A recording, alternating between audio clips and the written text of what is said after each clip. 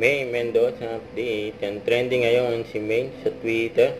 Diyan nga pinakita ni May ng bago niyang hairstyle. Ayan, new look ngayon ni May. Ayan, bagay na bagay, oh.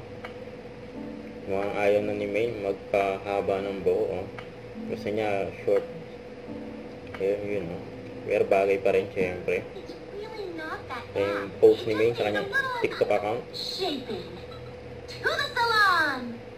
Ayan, oh, pinakita ni May ang bago niyang hairstyle. Ayan, new look. Ang bagay na bagay yan. Kasi yung pa IG story ni May.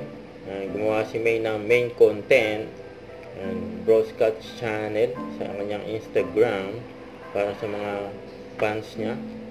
Yan, din siya mag-update. Ayan pa nga yung mga nakasulat. Ayan, namataan nakarang araw si May dyan sa labas ng TV5 building. Kami gusto mo pa-picture kay May, eh.